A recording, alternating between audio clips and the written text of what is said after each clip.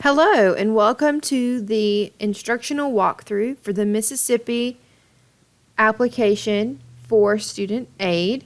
My name is Kierstan Dufour. I'm Assistant Director and Project Manager for Get to College, a program of the Woodward Hines Education Foundation, serving all students across Mississippi in their college planning needs.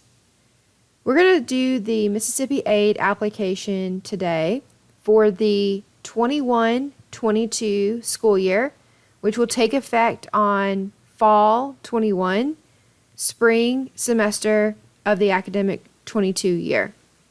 There are two ways that you can start the MAAPP application. You can either link directly from the confirmation page of the FAFSA and pre-populate a lot of the information, or you can go to the msfinancialaid.org, which is the website for the Mississippi Office of Student Financial Aid, scroll down, and click the Apply 21-22 academic year. Know that the Mississippi Aid application is one application that serves to apply students for all three of the grant programs for incoming freshmen and undergraduate students. Those three grant programs are the HELP Grant, MTAG, and MESG, Mississippi Eminent Scholars Grant. So what you're going to need to do is answer the demographic information for the student.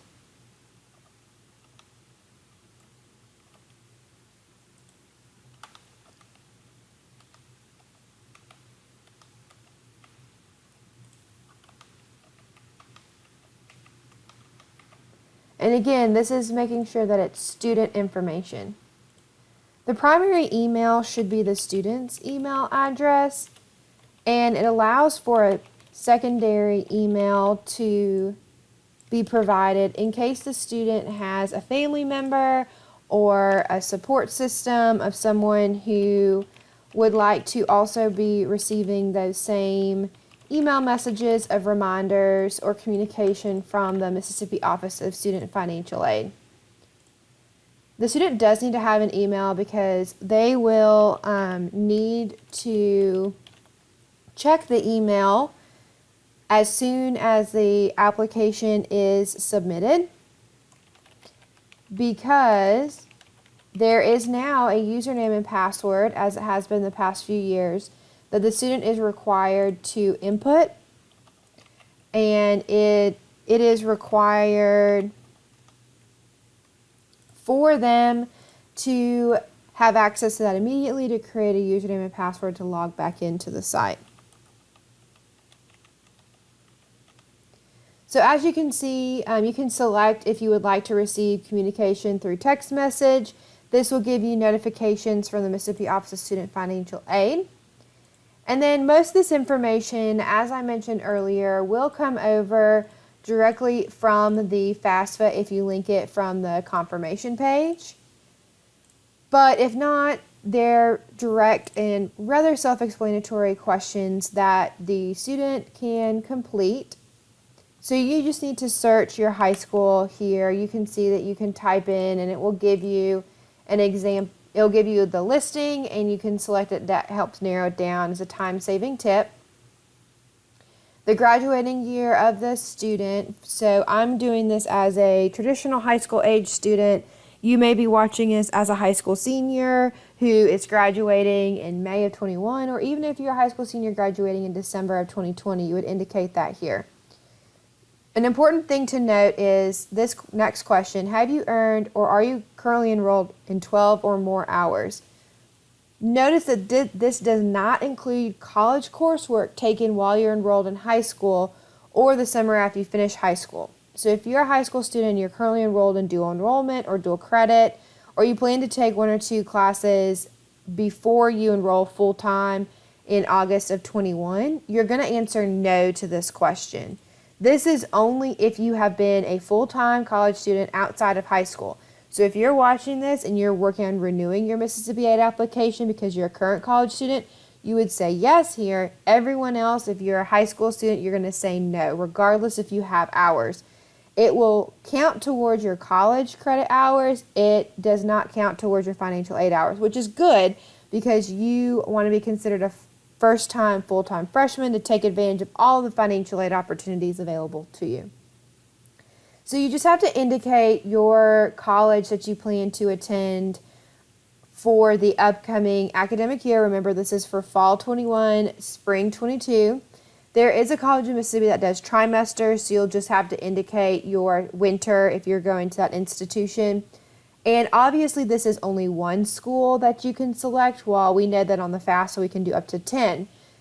You're going to receive a email immediately after submitting this information, and that is where you're going to be able to track your username and create your password for your Mississippi Aid application. This is important you keep this in mind and remember which college you sent your application to, because you'll be able to log back in and update it as the changes, if that happens, in your college decision comes about. So making sure that you're entering high school senior or whatever is your appropriate grade that you are currently in, not what you're going to be. And then the next one is what you will be. So right now you're a senior, but you will be an entering freshman for fall 21. Degree that you'll be seeking, and then if you have any college degrees previously. So again, this is if you're in early college, doing an associate's degree program, or you have enough dual enrollment that you have an associate's degree. They're not considering this in just the scope of this application simply because you are not a student that has an associate's and you're returning for your bachelor's, or have your first bachelor's and returning for another associate's or something like that.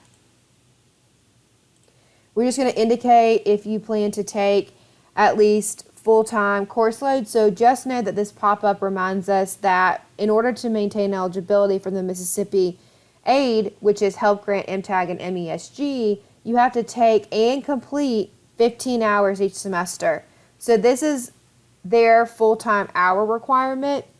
So just making sure if you drop a 3-hour class that you pick something back up, and that way you'll maintain eligibility each semester for that 15 hours.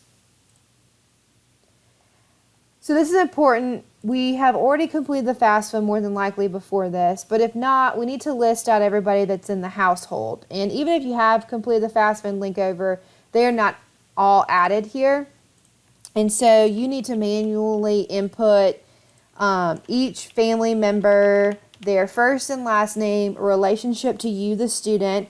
As you can see, there's a variety of options here. And then the age of the parent. So you just need to indicate for everybody their relationship, how old they are, and what their age is. And so you'll make sure and do this for all of the people in the household. Once you've added everyone, as you can see, they give you some notifications about each one of these and how the relationship is to the student, which is already pre-populated. Once everyone has been added, the next question asks about a very specific program for the state of Mississippi. It is if either parent has been fatally injured or become permanently and totally disabled as a result of injury from law enforcement or firefighter. And then if that is yes, it indicates if it was child or spouse. And then for students that are dependent on the FAFSA, they require parents' information also in Mississippi Aid application. And that requirement is driver's license number. So all we need, or Mississippi ID card number, just indicating that they are a Mississippi resident and just inputting the last name and driver's license number of one of their parents. If that is unavailable at the time of completing it, or if the student is independent on the FAFSA, then they would not provide parent information on the MAAPP application. You would just click, I read the disclaimer on this page, and I elect to opt out of electronic verification. Just know that there's a follow-up that will happen with the Mississippi Office of Student Financial Aid, whether they're independent student, verifying that they are independent, and then if they've skipped it and they're dependent, it will have on their checklist items of needing to complete that before the deadlines for the grant programs. Now, we understand that the agreements and the terms, that you've read each one of these, that you're doing it truthfully and accurately to the best of your knowledge. You're understanding that there is funds based off the Mississippi legislature approving it, and that the funds, including MTAG and MESG, are subject to appropriations and can change year to year of any requirements.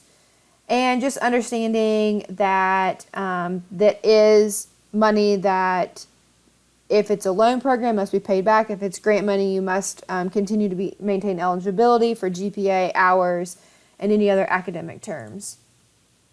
So the last thing, as you can see on the progress bar, we're at 89%, is the FERPA, which is the Family Education Rights and Privacy Act.